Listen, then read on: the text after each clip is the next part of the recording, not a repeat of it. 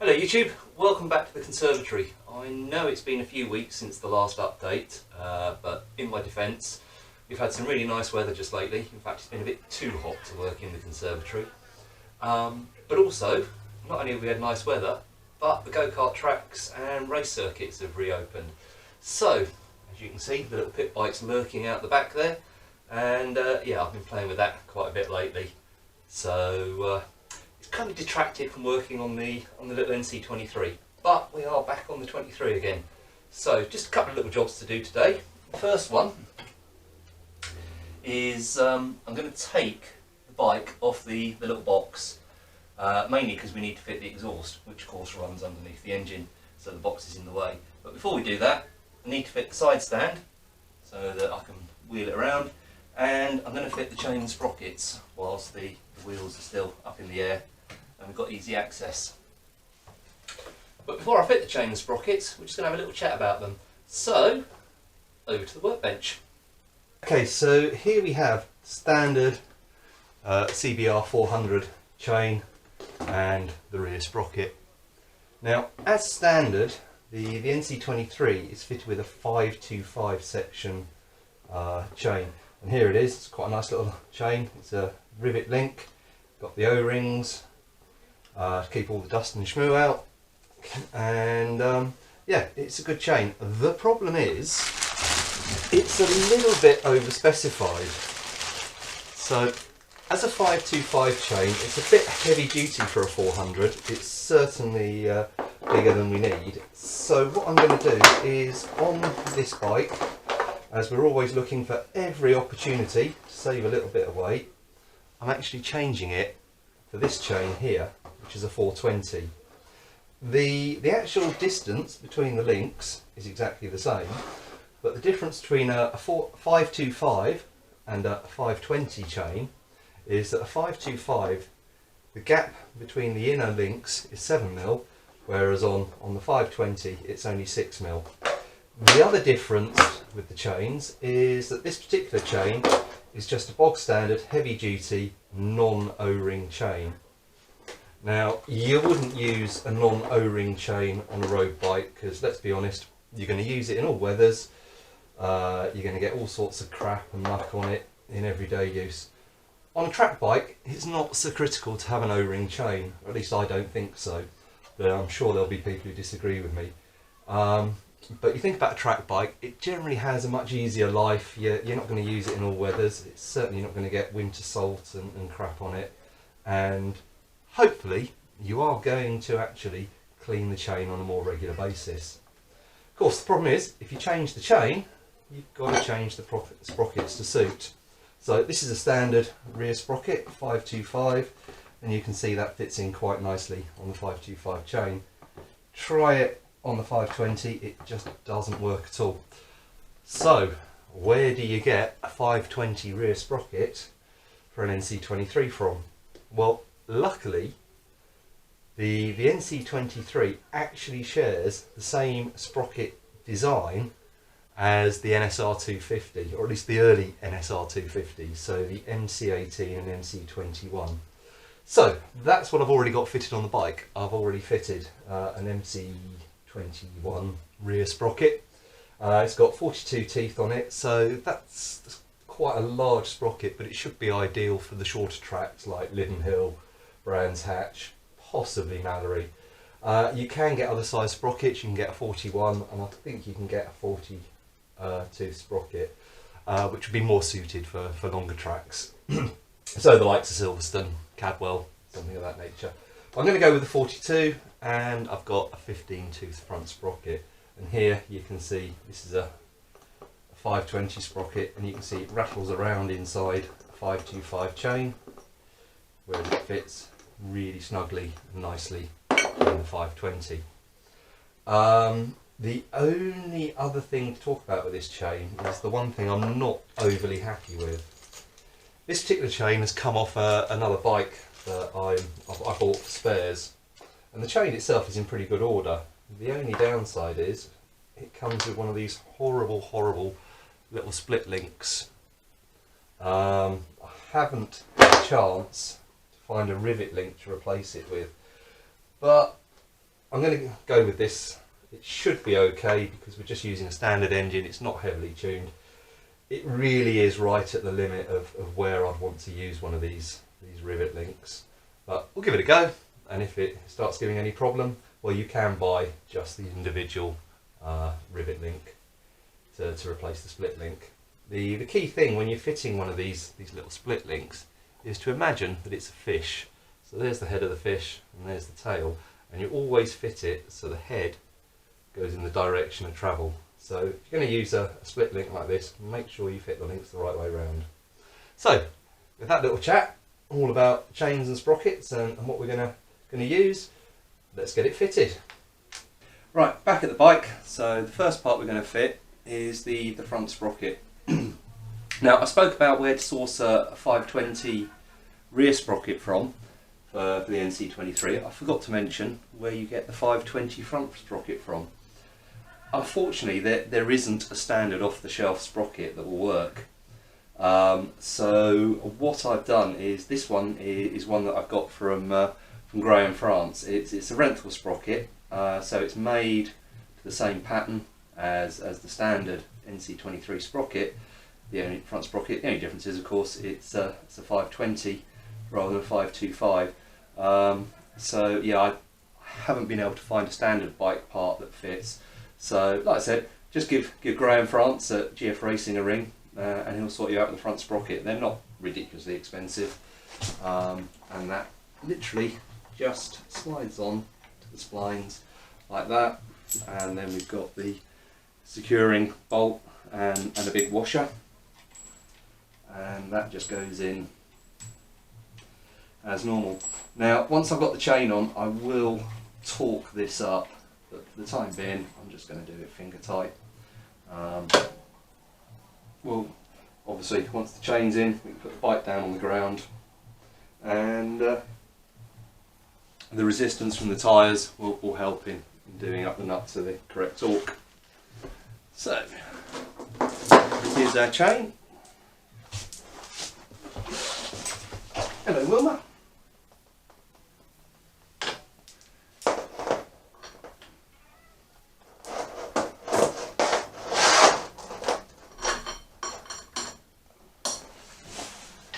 And I'm just going to feed the chain through the swing arm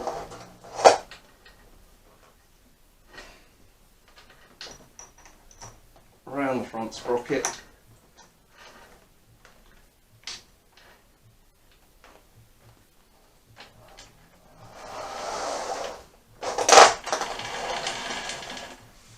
and bring it back. Now you can see this chain could probably do with losing a link or two, because of course we've got the split link to fit, which would normally go in there. So I think what I'm going to do is just nip into the shed, and I'm going to take two links off, because ultimately I'm never going to go up in size on the rear sprocket, but I might go down in size, which means we would adjust it back to take up the slack. So I'm very quickly going to go and grab the angle grinder, and I'm just going to grind the end off these two rivets here, just to get rid of these two links. So you don't really need to see that, and I'll be back shortly. Right, I've ground the ends of the actual rivets off, just to make it easier to push them out, and then I've gone and got my little chain riveter and splitter kit. This one is a particularly cheap Chinese one. I've had it a few years. It's done quite a few chains in its time. Problem with these cheap ones is the ends of these rods tend to deform. They don't last particularly long, so they're cheap and cheerful. They do the job, but not as well as some of the other kits out there can.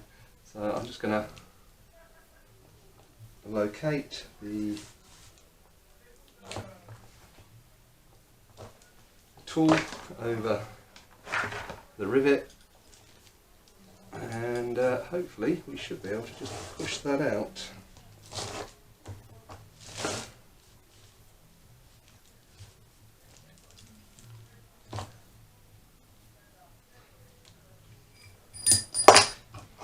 The only downside with grinding the tops off is it makes it very difficult to see them.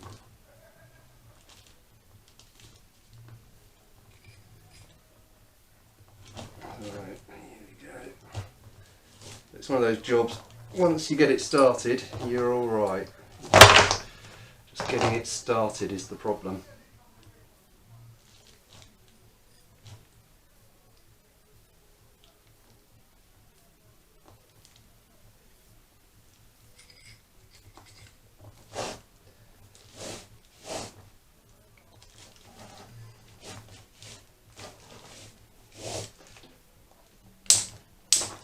There we go. See, we've broken that one and it's starting to move. And now back to the other side.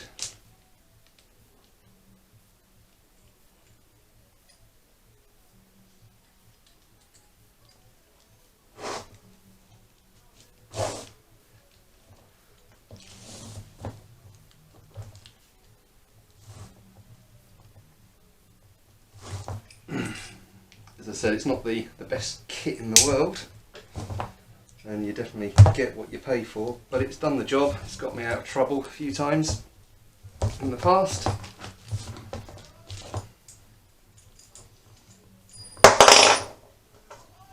So I can't really complain.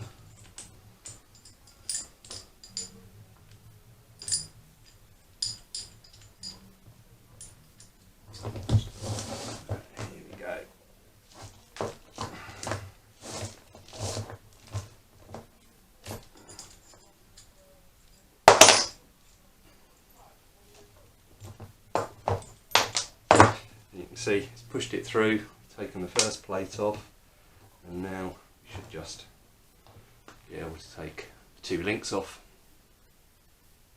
And we'll try again.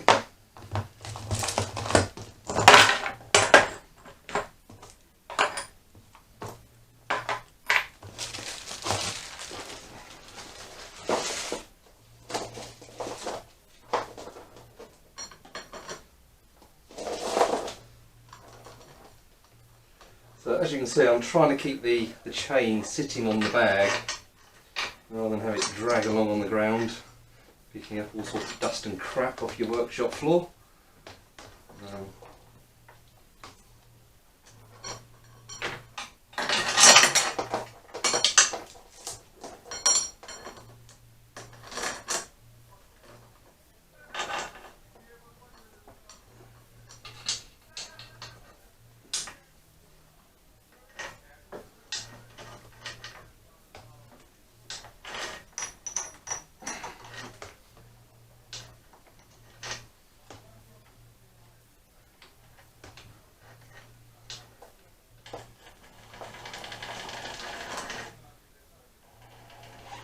And there we go. Yeah, taking off those two links was just right.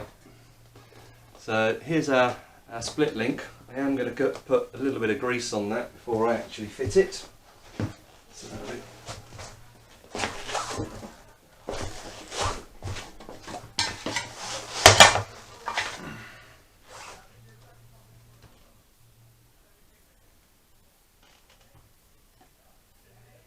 but obviously the chain is going to get a good, I've cleaned it, but it's going to get a proper lube up once the bike's all assembled.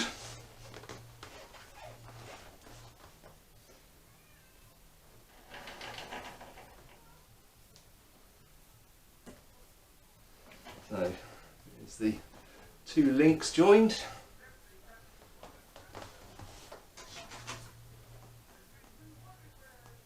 Then the actual joining link. Normally you'll have the manufacturer's name or the section size printed on it, so that always goes to the outside. And again, I'm just going to resort to the chain tool.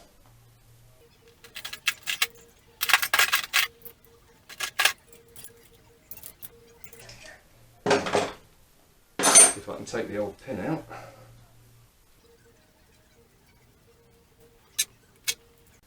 So the idea is I'm going to use this plate here.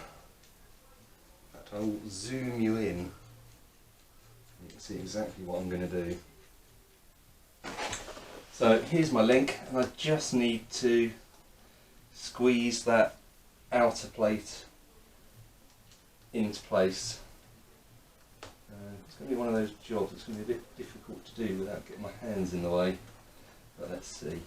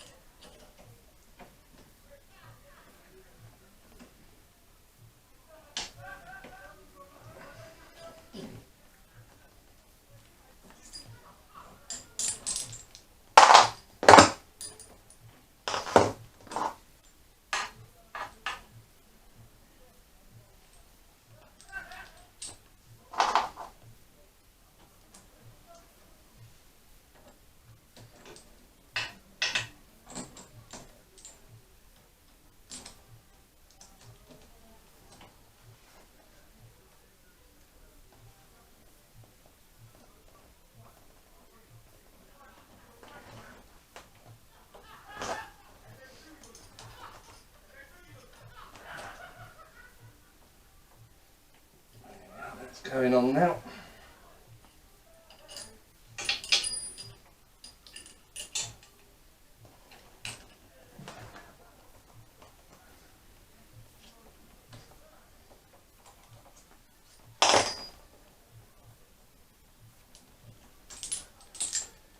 So they're not the easiest tools in the world to use, these chain riveters.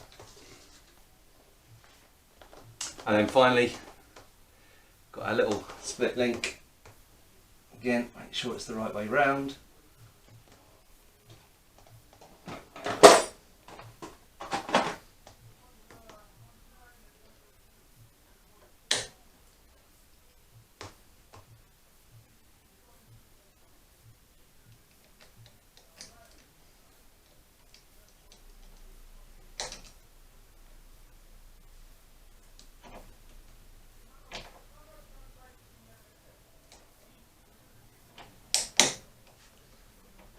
Snap him into place.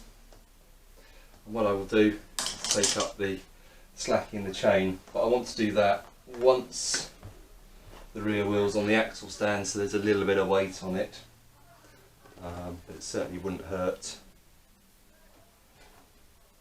Just get the worst of it out for the time being. Zoom you out again.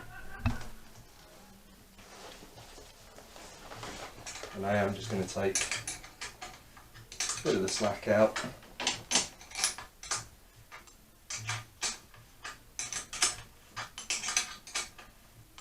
But I will set the chain tension properly.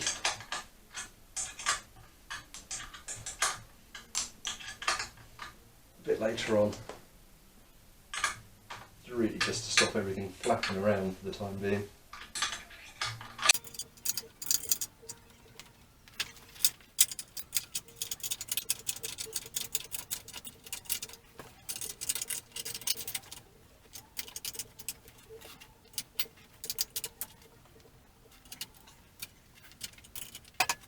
Go.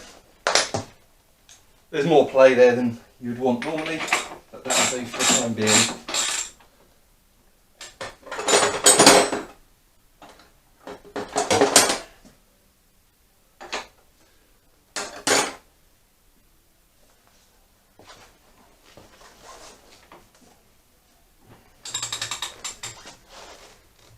somewhere here.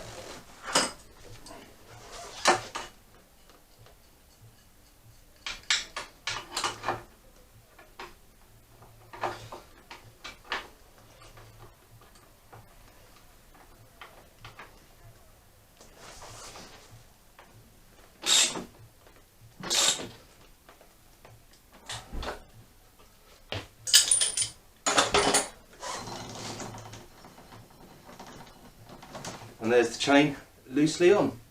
Whilst I'm down here, the only other job I need to do is refit the side stand, because obviously I don't want it up on axle stands all the time, and of course we're going to lose the little trolley, which I have to say I'm really going to miss, because it's made life so simple being able to just push this about here, there and everywhere.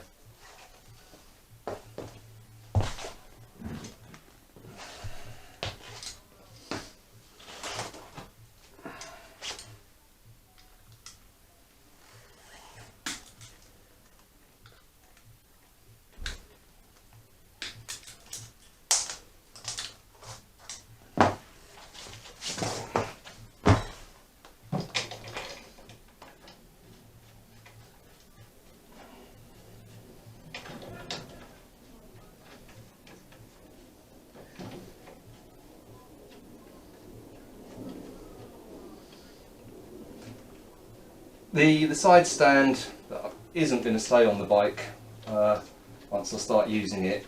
It is just to make life a bit easier while we're here in the workshop.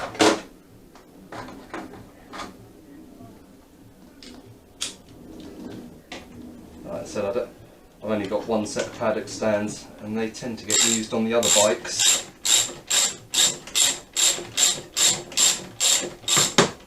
They also take up quite a lot of room.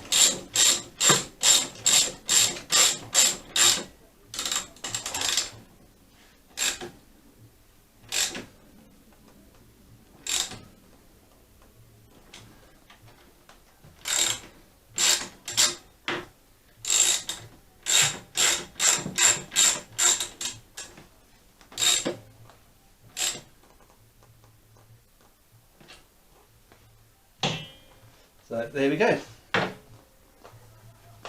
Chain fitted, side stand fitted. Just got to go and get the paddock stands now, and we'll take the bike off the box. I'm also going to spin the bike round, so give me a few minutes to clear up, and we'll be back in shortly. Okay, so I had a bit of a break, had a bit of a tidy up, and there may have been a cup of tea and some biscuits involved, but we've got the bike up on the paddock stands, and I don't know if you can really see it very well in this shot, but when the bike's up on paddock stands, it does tend to take up a large section of the conservatory, so that's why I've refitted the side stand. But anyway, now that we're up on the paddock stands, the little box down here is now up in the air, so that means we can reach for the drill, and we can remove the box and get it back on its wheels. So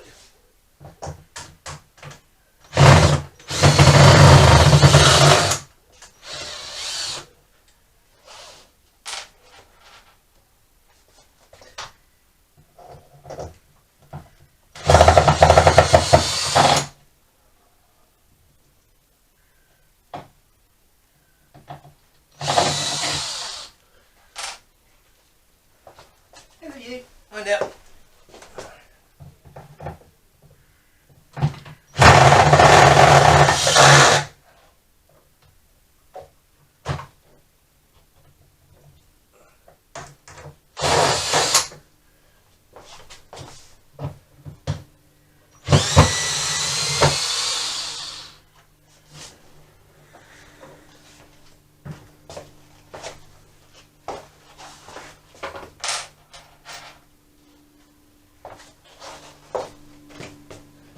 In a way, I'm quite sad to see this little box go. It's been really handy having it.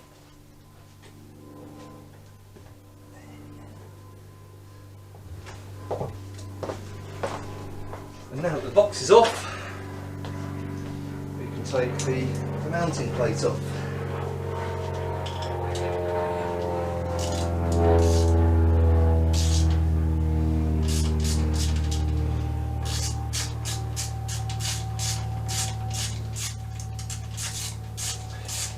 certainly this little idea has worked really well. I'm sure I'm going to use it again on another bike.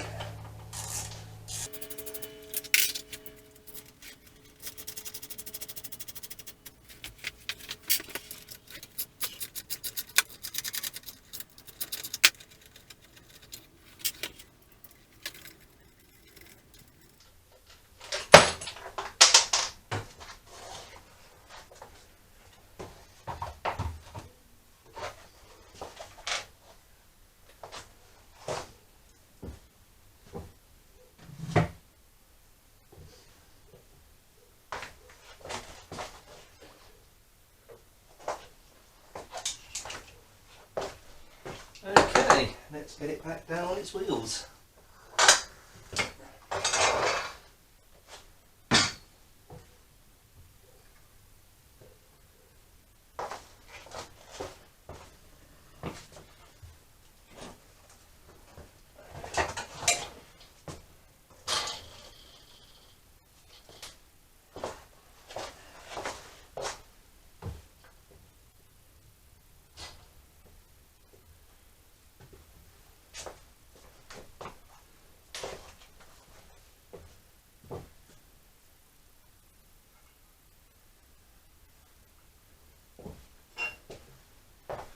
And then the final job we're going to attempt for today's video is refit the exhaust, which is had a couple of coats of heat resistant paint, and I've refitted the rubber bung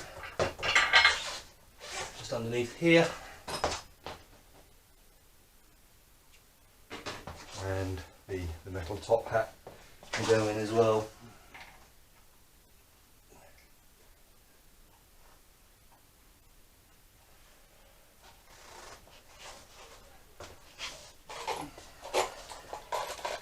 So I've got the various exhaust nuts, some obviously nuts, some where the stud came off, it doesn't really matter.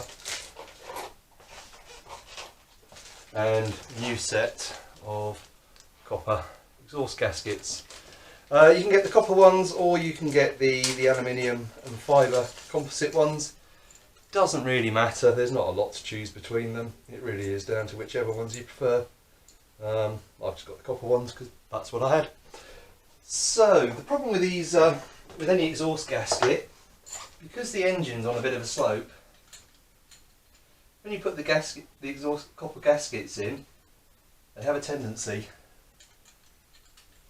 not to stay where you want them. Easily overcome.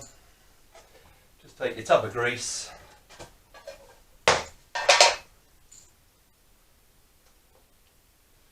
and smear a good dollop of grease on the back of the gasket, and that acts almost like glue. So don't worry, it'll all sort of burn off once you fire up the engine. It's not going to do any harm, but it certainly makes life a lot easier at this stage.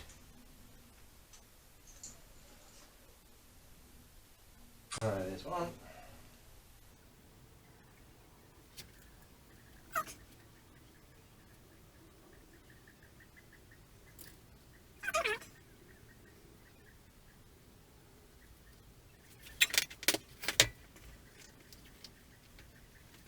And the final thing I need is the bolt that goes through the centre clamp.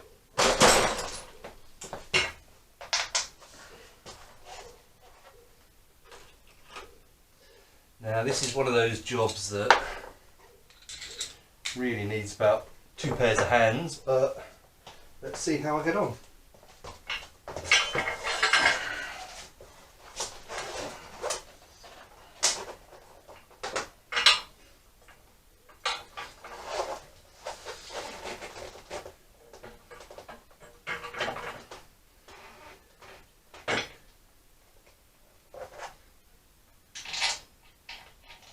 I'm just going to loosely put this bolt in for the time being.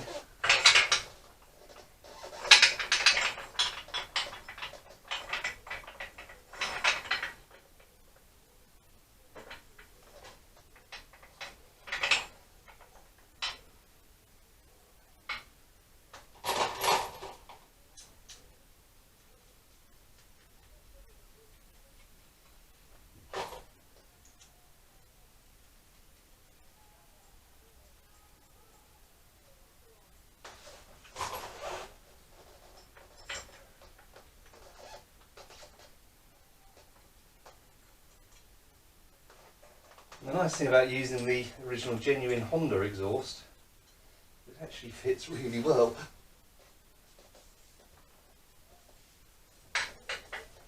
Unlike some of the aftermarket ones.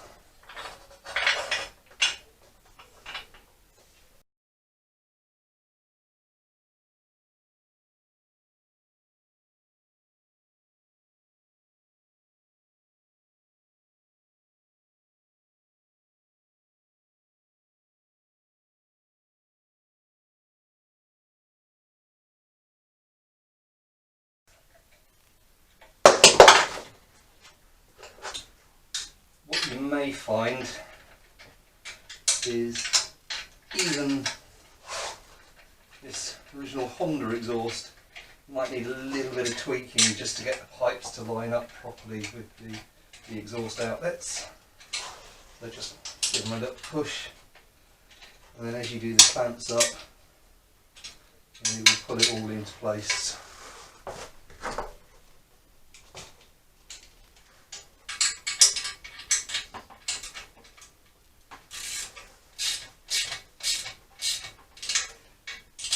And as you're doing up the clamps, try and do them up evenly. Make sure they're going square onto the engine.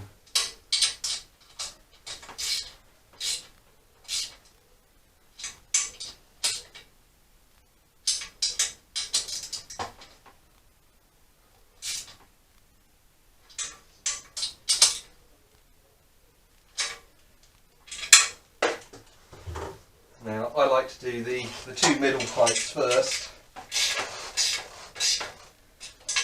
and then come back and do the outer two afterwards.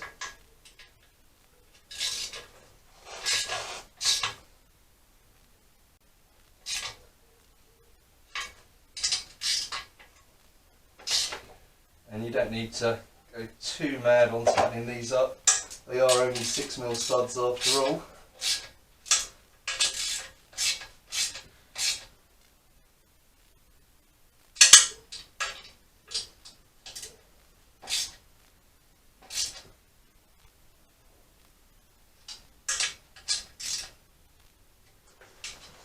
Yeah, just this one to do here.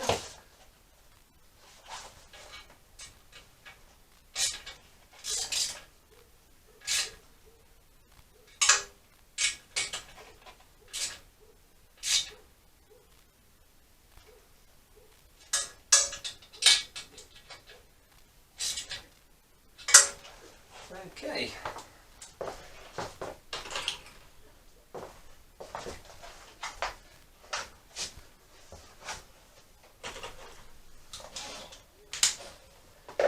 Now to tighten up the centre bolts.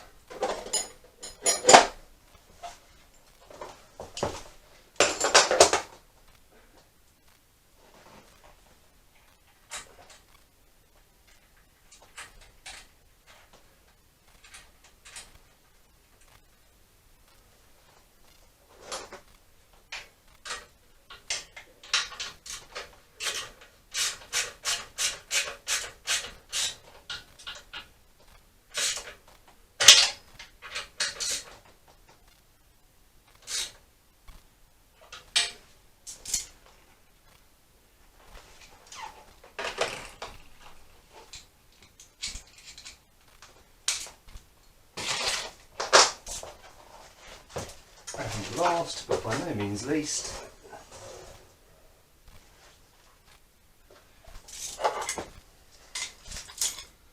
need to fit the actual exhaust bracket. And you can see I taped the original nuts in place to make sure I don't lose them.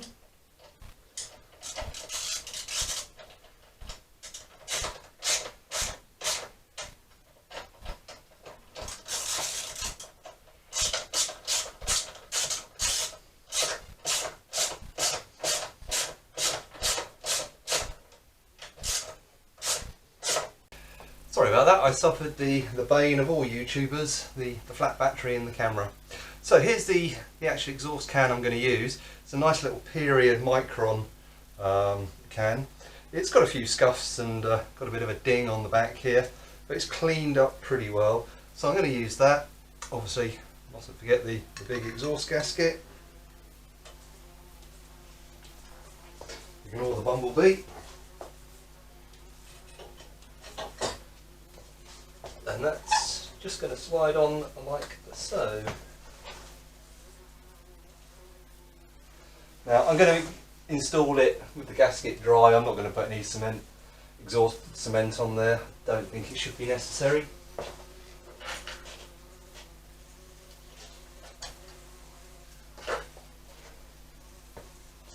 And just going to get this bee out of here and we'll be back in a second.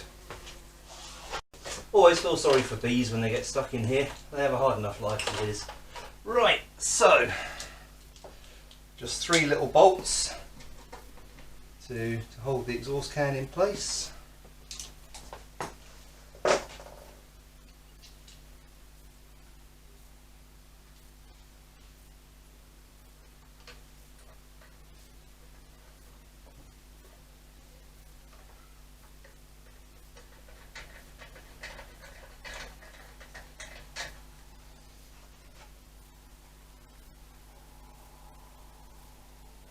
Now this one's always a bit of a nightmare because the footrests get in the way.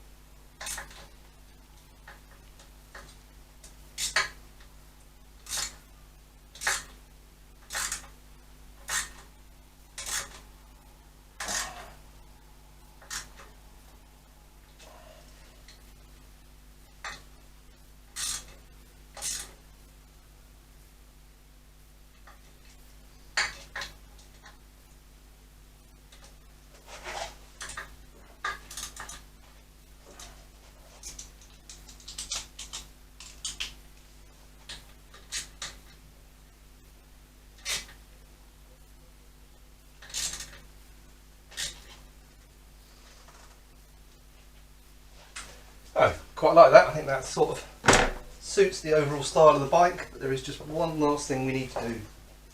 And that's fit the clamp. Now the problem is this clamp is actually designed for a larger diameter exhaust. The Micron exhaust is only about 100mm in diameter. Most standard exhausts are 110. But so we're going to have to do something about that.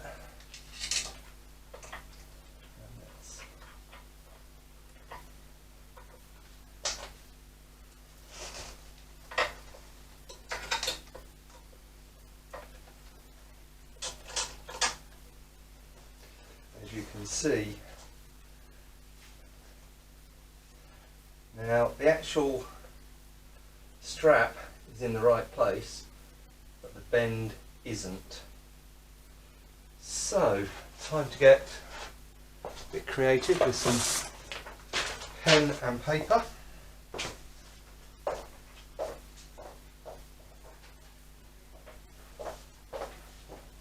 Which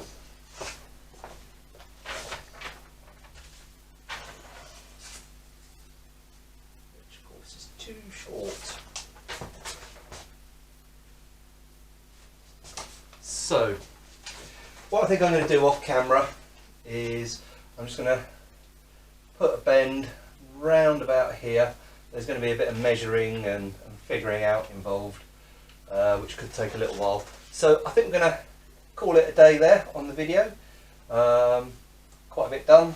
Obviously got the exhaust on, got it back down on its wheels, and yeah, overall I'm quite happy with progress so far. So what we've got left to do, well, the next job I need to do is fit the radiator. and all the associated plumbing, and then the bit that everyone dreads, we need to sort out the electrics. So what I'm going to do is I'm going to fit all the electrical components and the radiator off camera, because that really is just a case of bolting things up, and then we're going to have a couple of videos where we talk about electrics. So thanks for watching, and see you soon.